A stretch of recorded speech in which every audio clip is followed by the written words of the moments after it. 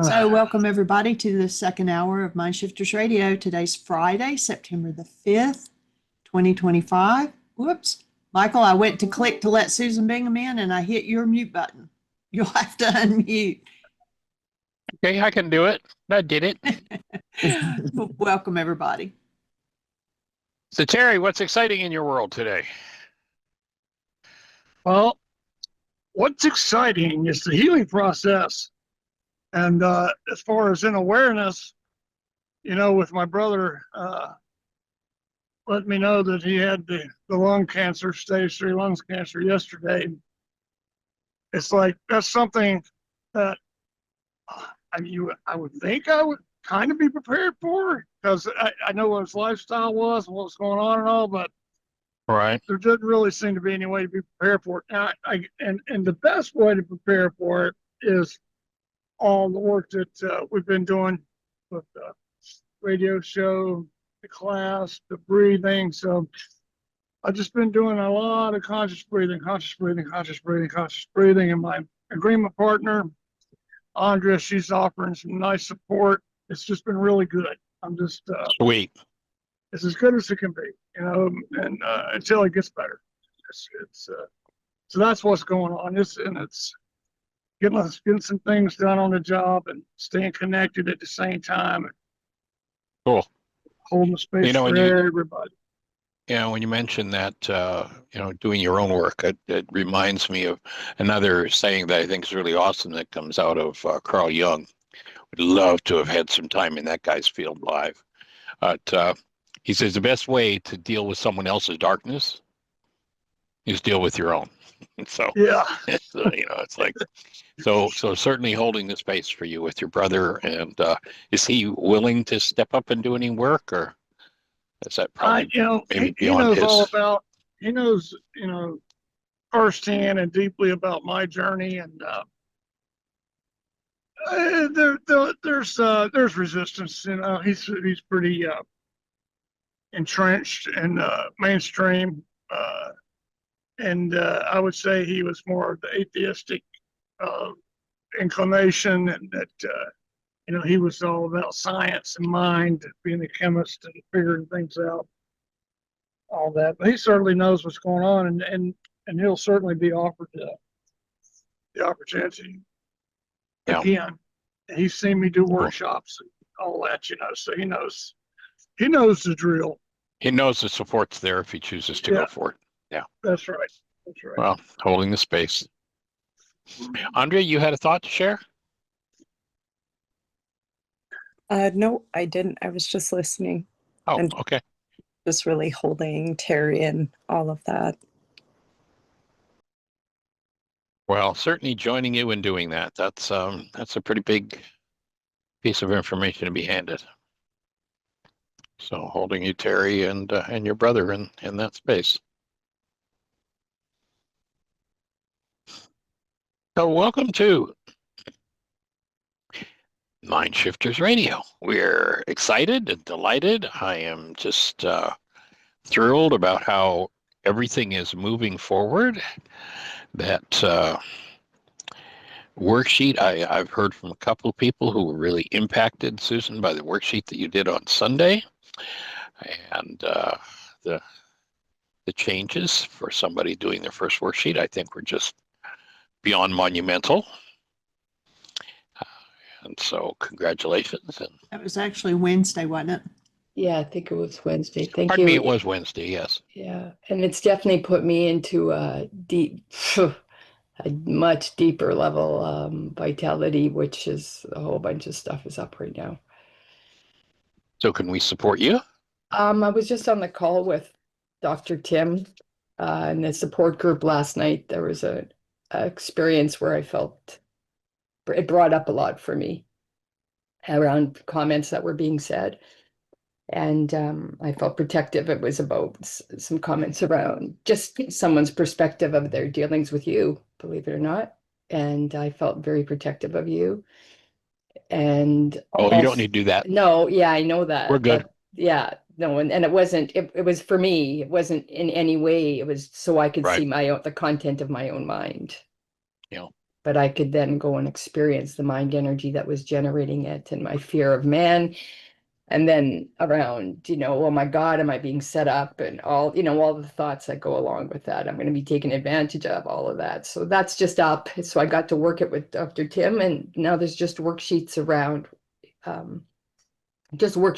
that. And I just want to sit with it and just listen to people today. And I'm just really raw. So yeah, I just want Breathing to, with you. yeah, it's a lot. It's collapsing my entire perception. And realizing that, sensations come into my awareness, and how I've been meaning making of it all from a construct of brokenness, and how I perceive men walking in the world in terror, in fear, and how that I can, automatically my mind goes there because it's been constructing a reality based on the past, and how my emotions have been labeling meaning making of sensation. So I'm just unraveling all of that. So yeah, just thanks everybody holding Sweet. space. And just going to be with that, and I'd just like to listen. You mentioned David Bohm often, and he talks about unbroken wholeness. And when we find ourselves broken, that's the place where we can become conscious and remove that and go back to that wholeness that he speaks about. That's the root of being.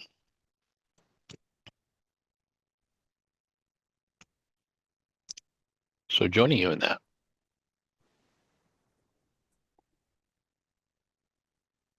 I'd love to share.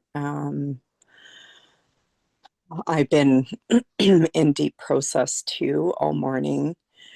I was on the same call, and I feel like Susan's crying tears that I've let some of them out, but kind of spent the morning crying. And on that call, oh, here come the tears. Go for it.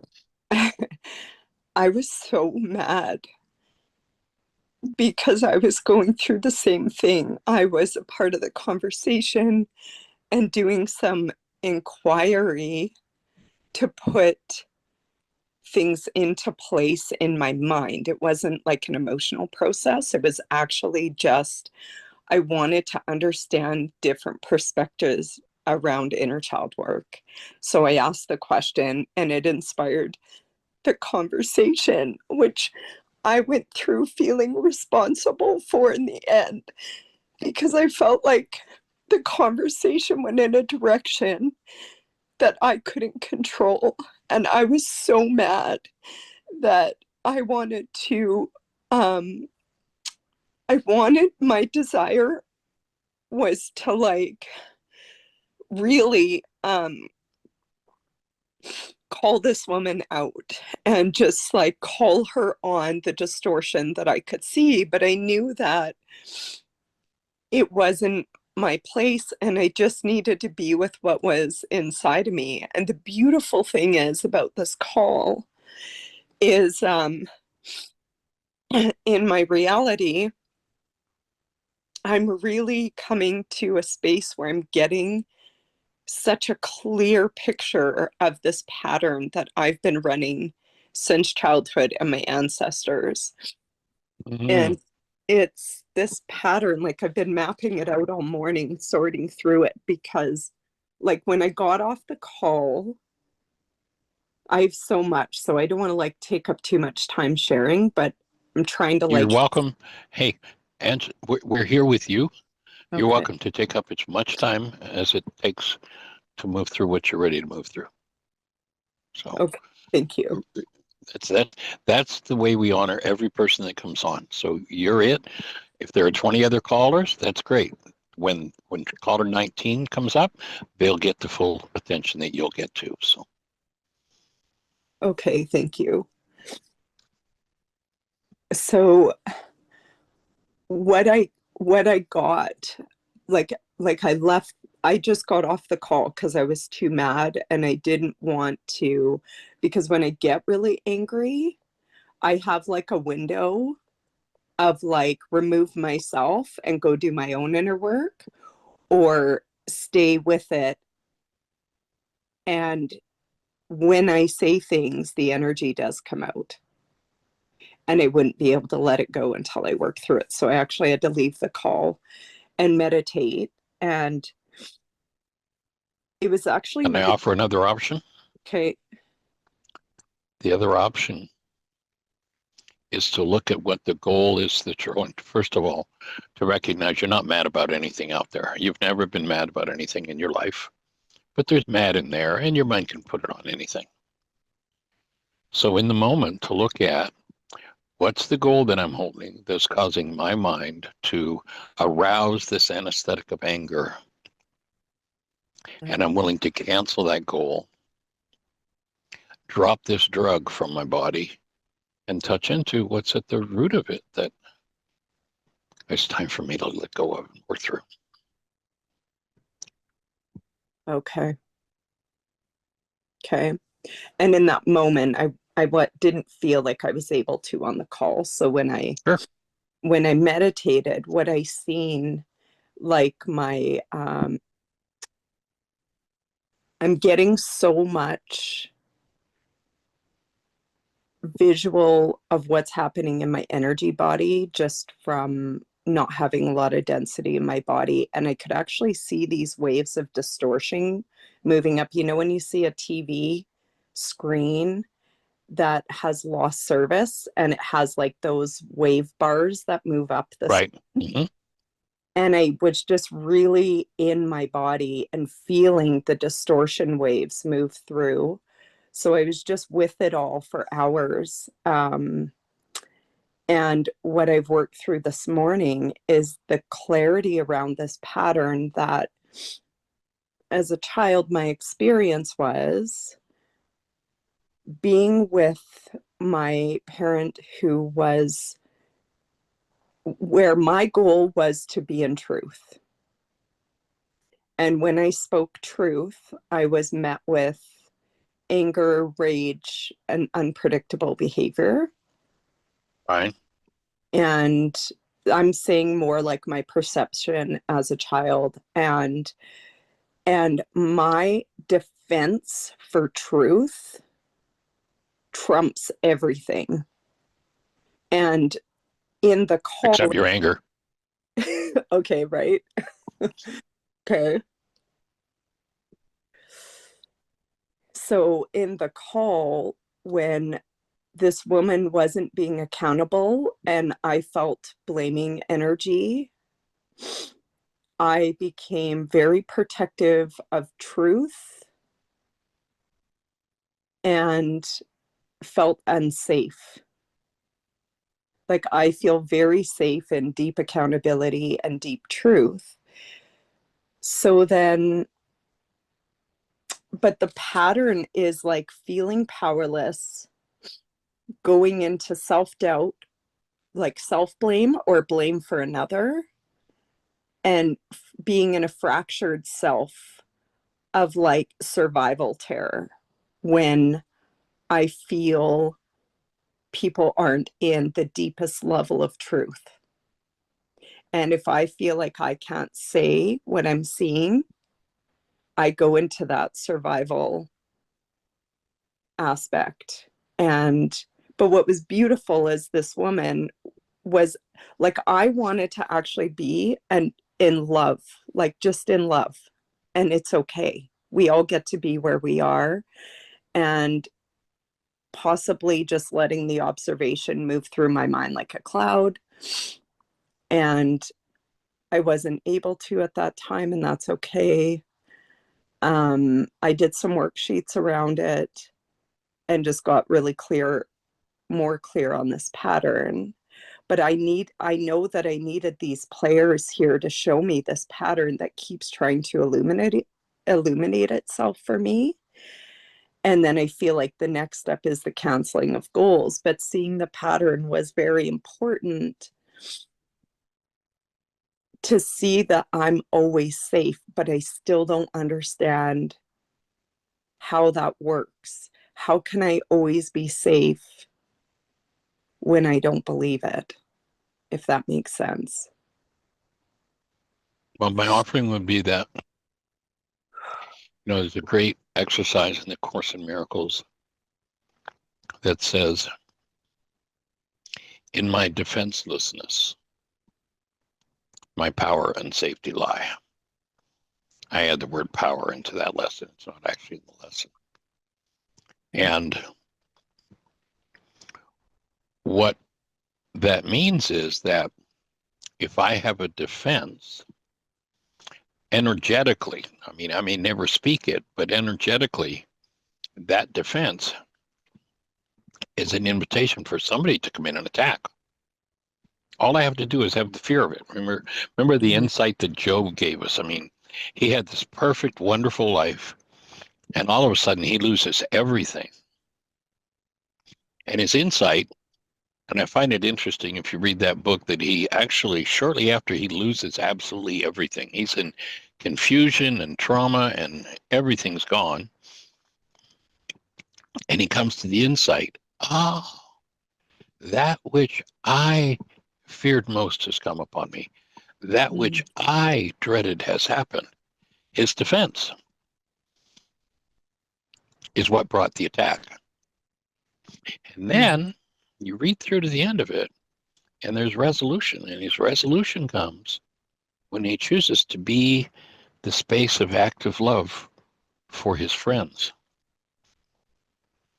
When he does that, he brings through conscious, active, present love, which flushes his fear from his structure, his defense, and all of a sudden, everything turns back around. So as long as I hold a defense, that defense is an invitation to attack. Okay. When I give it up, attack comes and knocks on my door, checks out the energy and says, nobody here needs attack. Nobody here wants it. No energy here for it. But if there's somebody hiding in the back room, holding their breath, terrified that something's coming, attack, knocking at the door, sneaks around and breaks the back window. It's going to find that person.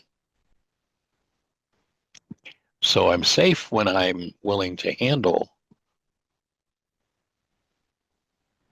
and the rationale, the thesis behind this is we're creators. And the way we create is by the mind energy we hold.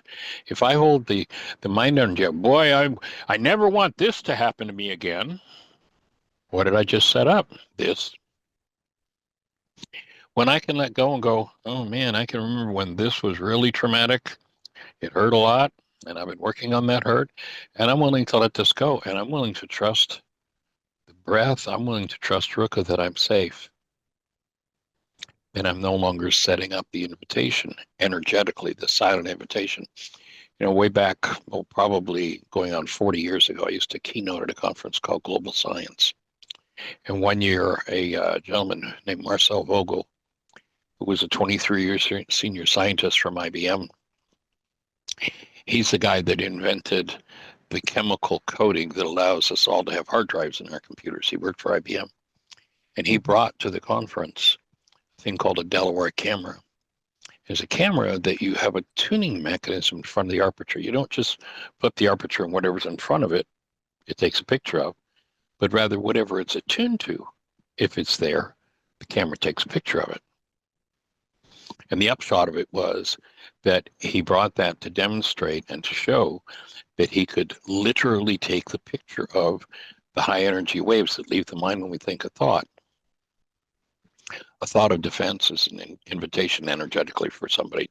If there's anybody in town who's in resonance with this kind of attack, then the law of resonance is going to pull them in. If I notice I have this kind of attack or this kind of defense in me and I forgive it, somebody may show up, they're ready to strike the hammer down, and I forgive. I let go of that stimulus to their attack mode, and they step into the space where their healing can happen too. That's called a holy relationship. Mhm.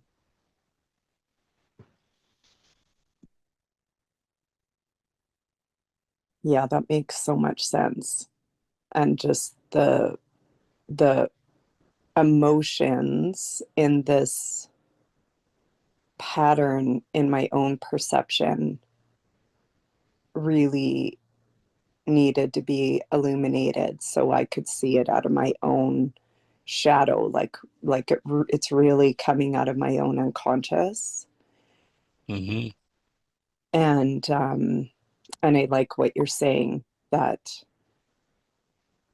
if I'm in that state, like, then I'm actually resonating it towards me. And I look forward to when I get to a point that I can hold my own big emotions at the same time as having love, um, and allowing people to express their own space of where they're at, even if I don't perceive it as the deepest level of truth.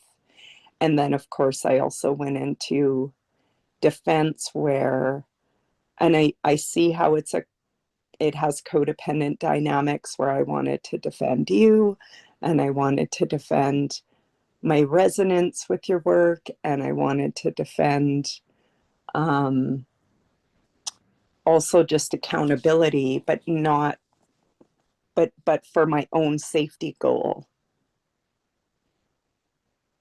And that doesn't hold the depth of love that I want to walk as, if that makes sense. Absolutely. And one of the keys to that is that you develop trust of Rukha, trust of your own breath.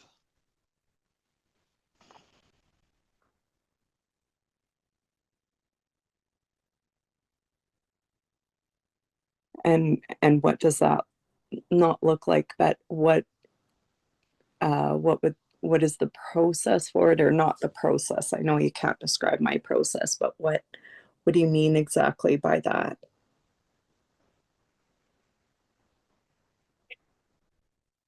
In the Aramaic language, the original creation story that's told in the West does not speak about God sending out his spirit. That's a total con job. They've got this game that they tell each other about this thing called the Holy Spirit, and we got it and they don't. But in Aramaic, what it said is the Creator sent out his breath. It's our direct connection to life. When we let go of it, and you watch where people hold their breath, and it's always where they have defense and attack. It's always where there's trauma. And by cutting oneself off from the breath, that trauma takes over and runs the show. Allowing the breath to move, because the breath is the master solvent for trauma. The trauma dissolves, dissipates, disappears. And that's what creates safety.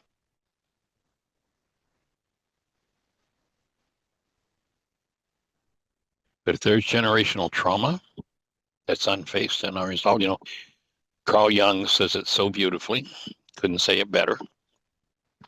Until the unconscious becomes conscious, it will direct our lives, and we will call it fate. The veil of, when they said the veil of the temple must be rent in twain, they were not talking about a purple curtain in the church. They were talking about the barrier between the subconscious and the unconscious mind. That barrier is built by holding the breath. The way we hold on to our defenses, and therefore the very things that draw attack to us, is by holding the breath. So whatever's moving in me, do I trust the breaths enough to allow it to stay active in me so that my own veil does not close and create for me this unnatural condition called an unconscious mind? I don't believe we're designed to have an unconscious mind. The unconscious mind is a result of holding the breath, dissociating from what we don't want to deal with, thereby guaranteeing that that's what's going to come bite us in the butt. So when I talk about trusting Rukha, I'm saying in the very place where most everybody wants to hold their breath, because then I don't have to feel what's going on in here. I don't have to deal with it. I can keep it hidden. But you remember they said nothing will remain hidden. Everything will be made known in the light of day. Whatever we've held our breath over and held out, hey, Mm. guess who's going to show up? Somebody's going to respond. Somebody's going to resonate and respond. That's what creatorship's about. And most of us were given, by the time we were 4, a certified membership card in the one world universal religion of blame, drama, trauma, guilt, and suffering. Mhm. And it's interesting. There's a whole passage where Paul, I'm working on this new book on the Yeshua, speaking about how everything they've said about him is all Greek to him. And there's an interesting passage where Paul, here's a guy who's never met Yeshua face to face in the flesh. And he talks about this thing called sin. And it's like he solidifies in what I offer reflects as today's churchianity. He solidifies that whole religion as gutted and rooted in the one world universal religion of blame. Because he says, here I am, and there's this sin in me, and it's not me that does it, it's sin that does it. And all of a sudden, we've got this blame game, and in order to keep that energy hidden from ourselves, the breath has to be stopped. We have to cut ourselves off from life. And so when I say trust, that's our direct connection to life. That's what keeps the veil open. Yes, it does mean we're going to get to look at and have to deal with things. But if we don't deal with them, then they're going to show up at the most unexpected and the least convenient times.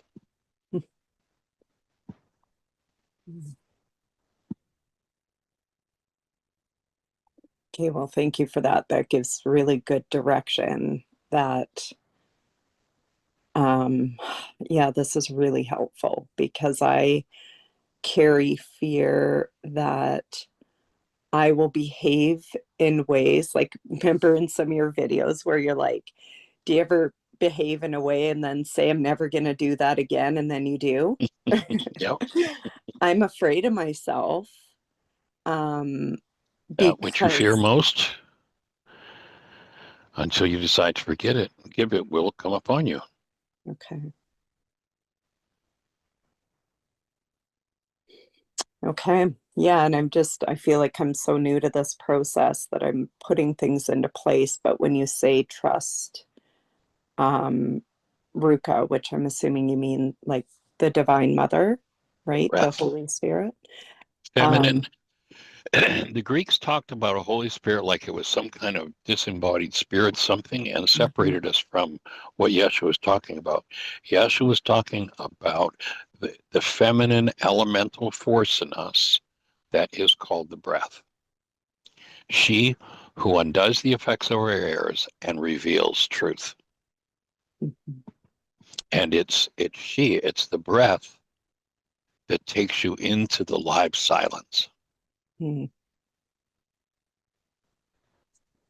And going into that live silence, you can take nothing with you but your own high priest of your being. Your own. Most of the world wants to let you know, no, it's out here. I've got it. I've got it. I've got it. Nobody can have it for you. It's each individual's work to go into that inner chamber, what was called the Holy of Holies. That's the place of the live silence. Mhm. And you can't take anything in there with you. You can't take your need to figure it out.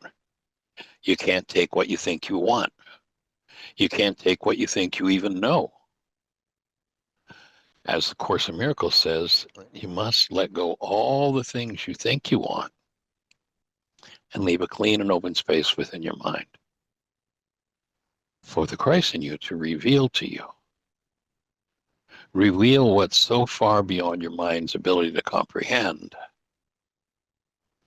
and then do as is revealed. That's the gift that breath gives. And you can't think your way there. You can only breathe your way through into the Holy of Holies. Mm. You take nothing, not even thought, just willingness.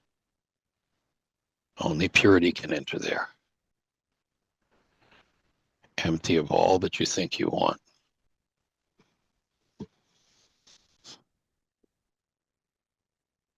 Well, that just sounds like very peaceful surrender. What it So takes. thank you. Thank you for that guidance.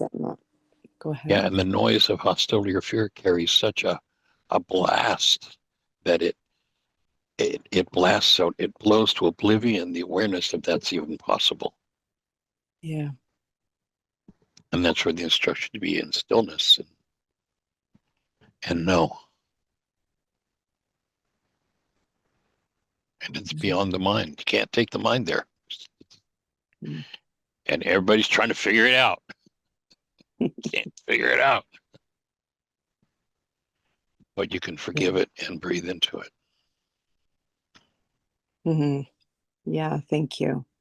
And I just feel like from that whole call, and it's already moving through me, it's just that it's coming more and more into my reality, and to be able to hold myself with more confidence, I guess, or more compassion felt amazing. And then also to recognize big nuggets of like, because I asked the question on the call, I was somehow responsible for its outcome. And it was so beautiful to be able to witness that part of myself, because that is a huge piece of pain that has been existing since I can remember as a child, even just feeling responsible. Like, if I didn't exist, my mother wouldn't have this pain. So it's been just a culmination and a replication, and almost like building blocks in different arenas of my life. And to be able to really witness that part of myself and feel it and let it move through me and hold it, I'm actually really grateful to have been able to have that part of myself illuminated, and be able to just really be with it. Yeah. It's what it takes. Yeah. So thank you for everything you've said. And I'm learning so much that is adding so much to my tools. And the Divine Mother has been had such a big place in my life. One of the not dominant, but like one of the biggest placeholders in my life the past 6 years. So this is just adding so much context and texture to her. So thank you. Sweet. That's awesome. And it sounds like what you're up against is one of your core power person issues. If your power person isn't there to tell you it's your fault, then you've got that message that you delivered to yourself. And my offering would be, the only thing you're responsible for in that conversation is what you said.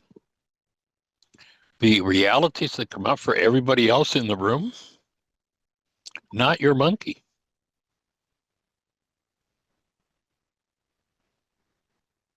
Unless you've got a power person dynamic that says, I have to take on everybody's monkey because it's all my fault.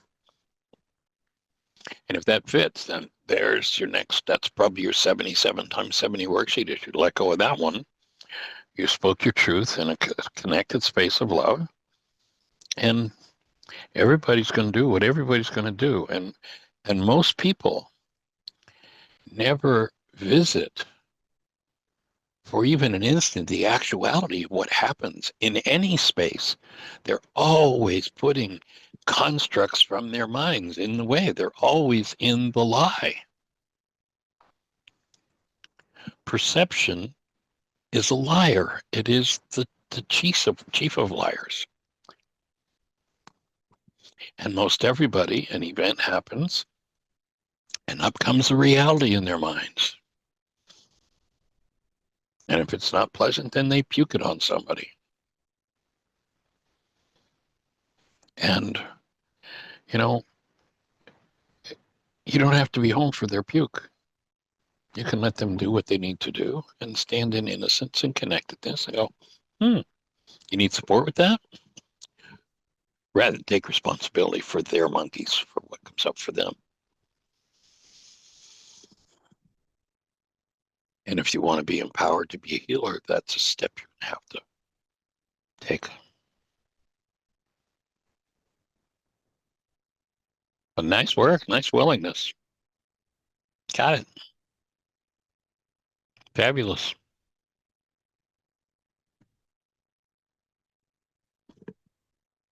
And breathing with you.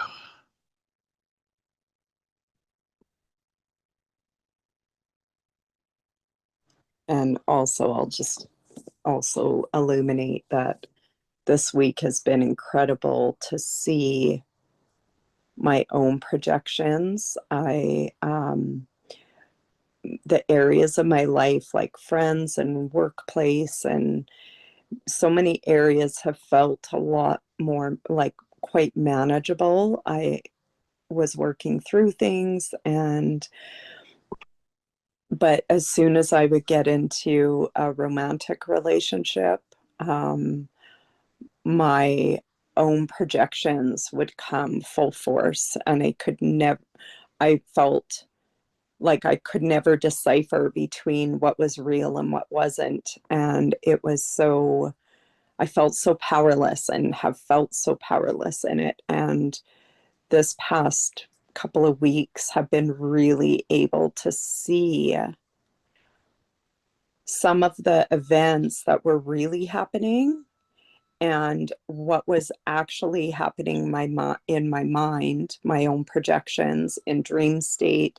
Funny enough, in dream state, it was even coming up in the chart that you had. I was seeing my head as this circle with the perceptual filters of fear, hostility, and love in Right. front and back. Like, it was so funny. Great. I love it. And in the dream, as the event was rolling out, I was seeing the perceptual filters light up with my thoughts. Like, it was so vivid that I'm actually starting to be able to really put it into place about what is happening for me and the way forward. And for the first time in my life, I actually feel really liberated of like, I think I can actually have a successful romantic relationship at the right Yay. time when it comes. We'll hold the space. Everybody deserves that. Thank you. Sweetness and beauty. Mm-hmm.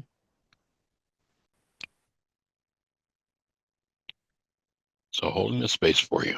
That's what an awesome opening. Nice work.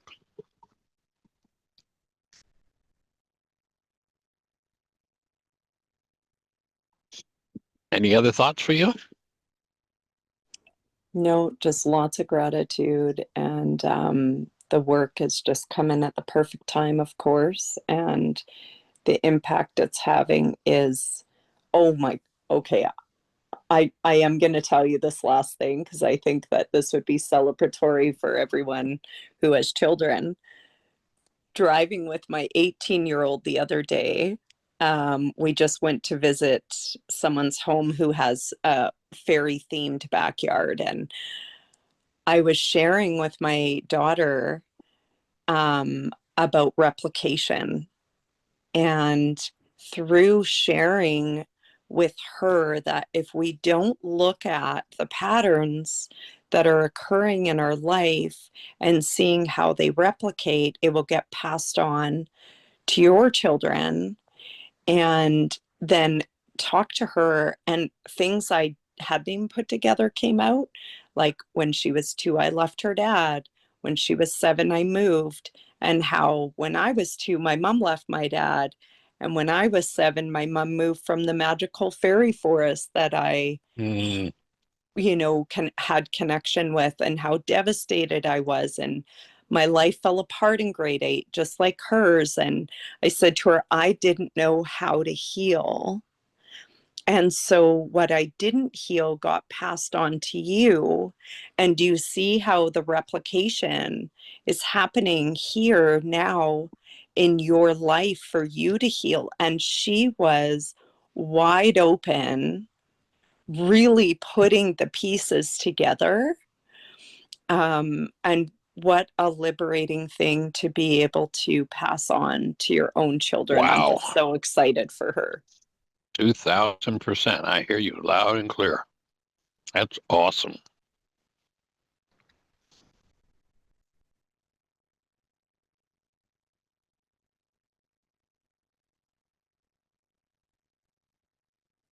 Over the years, especially as young people come into this work, I'm talking about kids, young people like you come into this work.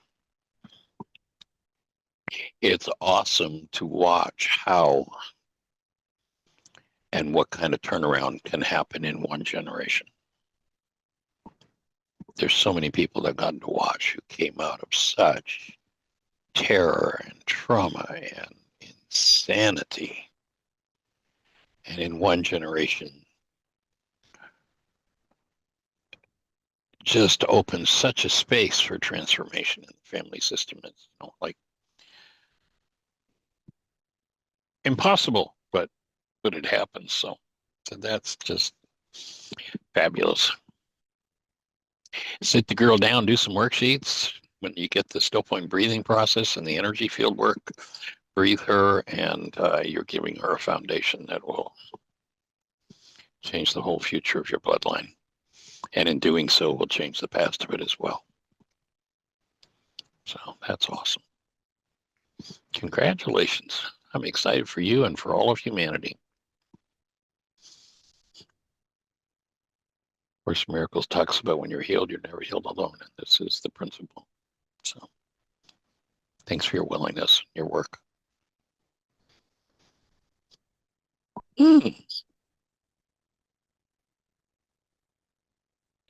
Can I barge in here and say something? Please do, Miss Susan B. How are you, young lady? I'm well, thank you. Angela, great, beautiful. Thank you so much.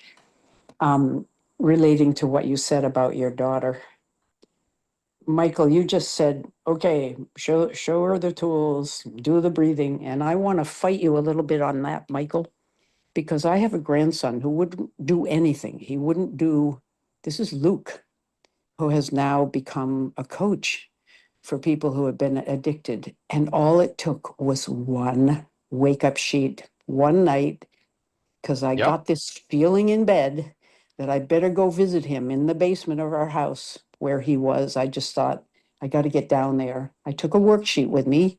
We did a worksheet together. He was massively depressed. And this is way before he went into rehab or anything. But he says now that wake up sheet made him realize there was hope and help. And he understood about goals. And what he did with it, I have no idea. But I think it was a crucial point.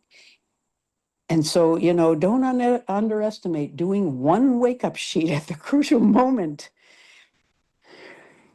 Absolutely. I'm with you 1000%. That's all it takes. And I know that you put into language, even at times when you couldn't put it into practice because Luke wasn't in your physical presence, you still put the tools and the understanding into language with him. That's true. I mean, I And became a that's one of the Johnny One most. Note, right? Say again? I became a Johnny One Note. I mean, I'd say, Yeah. Lukey, I've been terribly depressed. I've been terribly anxious. I thought this was my lot in life. I'm doing the tools. I'm off all my meds. And you can do this. Yeah, I used to say that. And I think he did come on the radio show once or twice years He ago. did. Yeah. Yep. Yep. He Yep. still remembers it as a milestone. So you can have Andrea and all mothers and grandmothers, you can have the goal of having your kids grab in, come on the radio show, do the tools, but they might not. And that might mean that it's okay anyway, because they're getting it from you. Osmosis and maybe an exposure here and there. Language. Speaking is one of the most important things we can do. Mm, You know, you go to Yeshua and he says, the power of life and death is in my words. I have given you the words of life. yeah, And there's a reason for that. It's because of the way the mind works. It's yeah, because of the inhibitory function of the mind. And when the right words are used, then the anti-inhibitory function of those right words release something that otherwise most people will never see because they've been yeah. inhibited by the way their minds are Mhm. structured. So that's just. So, Michael, I want to ask you a question. In the work Please do. yesterday, Echo Grief with Carrie, when you headed into it, you headed her off right away from feeling the grief about Mother Nature and her sufferings and took her to her own grief. And she went with you. And I'm Yes. talking to Michael. And I was going to butt in and say, hey, Michael, let her sit there for a minute. Let her have that. But you took her all the way around and you ended up there. And it was just different than I thought. And I've often wondered with my own psychotherapy clients, how much do we sit with the grief that they think they're feeling for the reasons they think they're feeling it? How long do we stay there? And I thought you didn't stay there long enough. I'm telling you, I was thinking, oh no, Michael, you went away too Right. fast. It worked out well because Carrie is so sturdy and willing. And maybe that was just the right thing. But that's my question. Does it hurt to stay with someone in their story? How long you can't probably answer this. How long can we stay in the story to give them enough identification? You said, I hear you. When you said that, then all was okay. And you went with her and you stayed with her. But I thought you were trying to pull her away You from it. notice she went right to her power person grief, the origin of her Yeah. power person Uh-huh. grief. Yeah. I can't say anything was wrong. I just felt a lot of tension because I didn't want it to go that way. Yes. I wanted you to spend more time with her. You didn't need to. It went fine. But I ask myself every time I have a client sitting in here in my office or on the phone, I think how much. It's usually you get a gut feeling that that's enough now. We've got to look at this from a healthier angle, not a self-indulgent, I'm the victim angle. Just, just to say, you don't have to even answer that, but it's a question in my mind often. So, yeah, my offering is this same offering actually that I gave to Andrea. Trust Rukha. Mm-hmm. Breathe yourself. Yeah. Trust your own breath. Mm-hmm. Trust,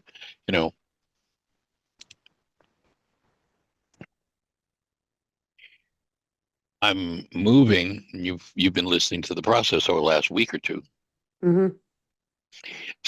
or it's a little longer than that, since I realized that the definition that I've used for decades of Rukha Kucha, she who undoes the effects of our errors and teaches us the truth, that was an Mm-hmm. error.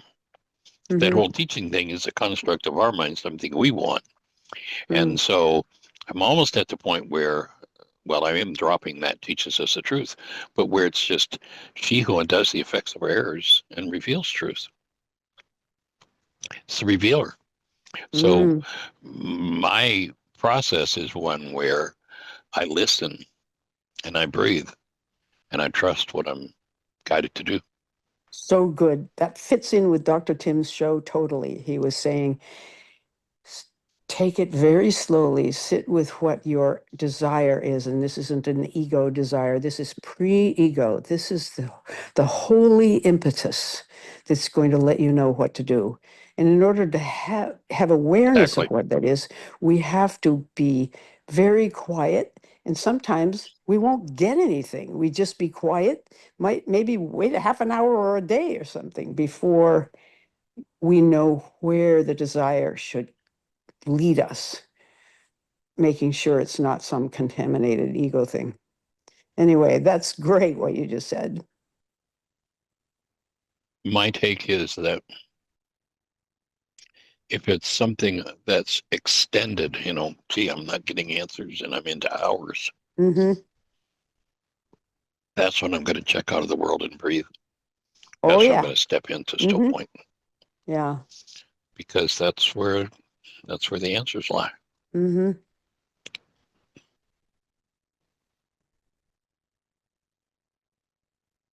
Okay, over and out, Michael. I'll mute myself. Carry on. So to me, the solution is always trust Rukha. That's where the Mm-hmm. reveal is. Mm-hmm. Miss Lucy, you have a thought to join us. Hello. Hey there, young lady. Welcome. Oh, Susan, thank you so much for your question. This is question which I always have and never ask because as a client, I've been in a situation when I didn't feel like I said enough, and there was always level of unsatisfaction. And as a client, I've been in a situation when I'm like, oh my God, I'm circling, why somebody will stop me? And the same with my clients. I also try to find, not try to find, but conscious of that. And well, I got the answer, and I've noticed, it's hard to say, but I start noticing when is the most successful moment with that, with the clients. And it looks like when after second circle, that's about about time to move forward. Otherwise, the whole session will go to with little healing, just sort of venting.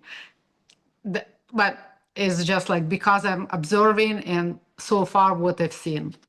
So, but I appreciate the question and definitely the answer. Thank you so much. I'm another thing. I'm in the middle of listening yesterday's class of intensive, and it's where Lisa processing. And Michael, with goal you suggested, how would I say that? Give me a second. I realized that I looked at that a little bit more lenient. Like, we have emotion, we have a thought, we have a thought, we have a story, and well, not emotional, rather say thought and the story. And seemed like always, and I remember from intensive and from working with you that goal has to come out of that. And I thought that it had directly correlate with that. And with Processing Lisa, you offered something absolutely amazing, and it's not as lenient. And I will release on that, and I haven't finished yet. But I still, if you could talk a little bit about that, because this goal is deeper, and how you go to that. And even though if I look superficially, it's not exactly correlate with the story and with thought for the worksheet. So Right. could you speak a little bit like your thinking process and everything?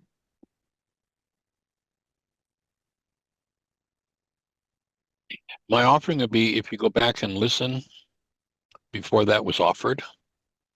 I suspect what you'll hear if you listen carefully Okay, is need me to breathing. listen. Okay, And will do. Mhm. when I do that and I get a sense, then as I did with Lisa, I'll offer that sense with the caveat, does that fit? Does that fit for you? Is that taking you into the right place? Which she was ready to go there and said yes.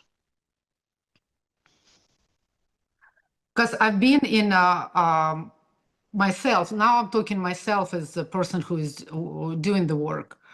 Right. Because like I had the situations, now I understand that I would have that kind of thought, which is not necessarily, not the thought, the goal, which is thought, not exactly fitting.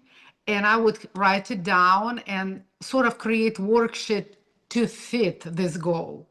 And now I saw, I don't think I've seen, at least I haven't seen, or I haven't paid attention, or not, rather say, haven't noticed that you've done that when you were processing someone that way, with this kind of goals.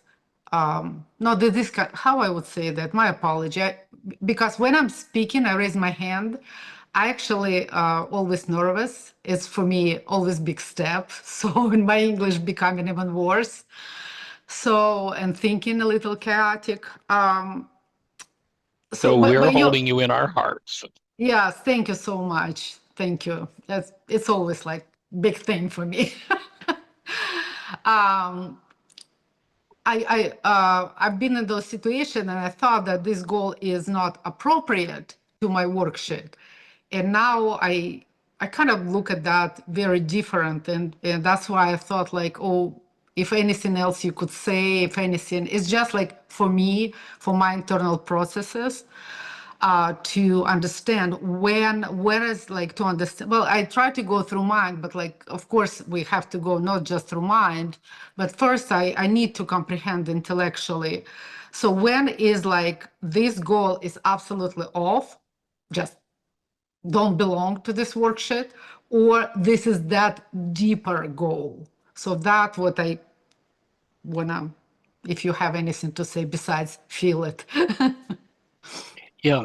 Well, if we tie it in with the quote I offered from Carl Jung, until the unconscious becomes conscious. And that was our first worksheet. And a lot of people are not used to searching their own unconscious. My offering is that ultimately, as conscious co-creators of our lives, we are designed to source our goals from being. Goals are not designed to be sourced from the mind. But because there are only two ways to get rid of a goal once it's established in the mind, it either has to be achieved or canceled. Most people have, I offer, literally millions of goals in their minds when you recognize that the mind is not just what's going on in brain cells, but literally it's what's going on in the whole genetic structure. And so it's a practice to be able to step in and really recognize what is driving my perception here, what is running the show. Because for most people, it's just lotto unconsciousness. You say that we have millions goals, which it absolutely resonates with me. However, like, what I've noticed is through me and some other people, what their work I'm aware of, it seemed to be the same goal, few goals, you know, with a little bit different circumstances. It's same and the same and the same. It's like, when are we gonna even get to other goals? Just only ask Rukha, and you know, through quantum breathing or still point breathing, just to have Rukha to process us. That's probably the only way.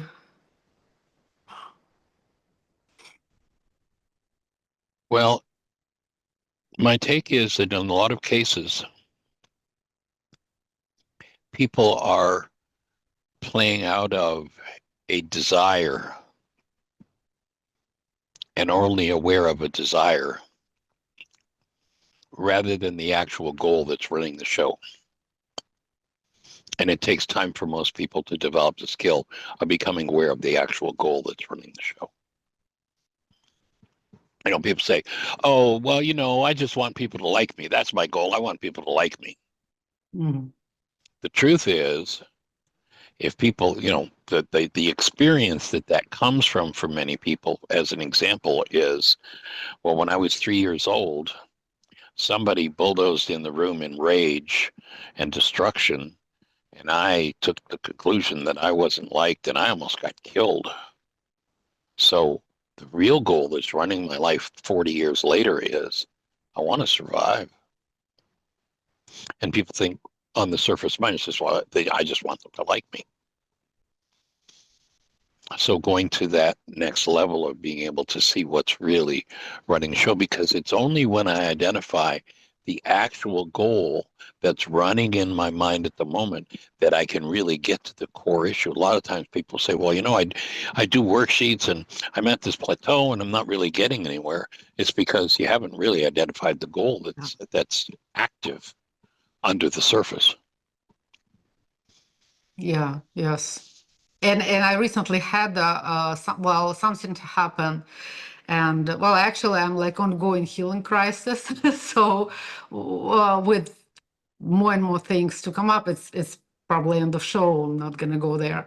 And with the one thing, I even was like, I don't remember being in a situation when I've done different type of worksheets, and I know I'm not complete. I went to Dr. Tim's support group like Thursday, and he gave me direction, which I didn't think of. And unfortunately, a new thing came up. My brother got in a hospital next day, so I didn't get to work on that, but something else came up to heal, and I've done a lot of work with that. So I hope your brother's okay. well, he is back home, and so thank you. And it still is, but it was a lot surface. And by the way, like I sort of left that thought unfinished, but I will say as what I consider my success story, like another level of success story, is that Right. I definitely had a fear and anxiety, fear related to my brother lost or his incapacitation. That's kind of my thing. And I relatively easy for me, for my case, from all the previous experiences, went through that. And what I stuck into in hostility, and to me it's such a success, because even though I have all these emotions on the spectrum of hostility, I never even get to work much around that. So much fear, sadness, anxiety I had to work with. And it was like one and then another event. And now in that situation, for me, that actually I'm working around. Yes, I know you say it's anesthetic, yet we have to work around that. To me, it's like I'm higher on an emotional scale, and it's definitely like I almost enjoy working around like with that. Enjoy, because in my head, I really heal a lot.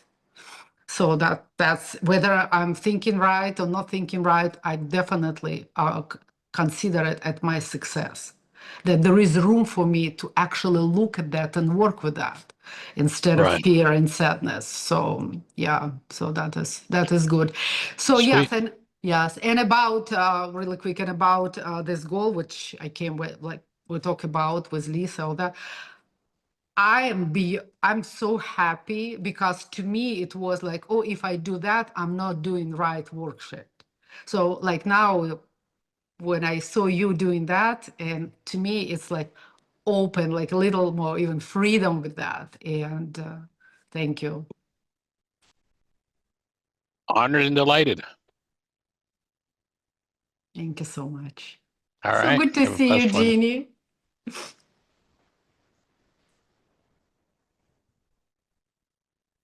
Holding the space, everybody, for you all to have the best year yet of your eternal lives. Pass it on. It's time. The world needs it. Thanks for joining us.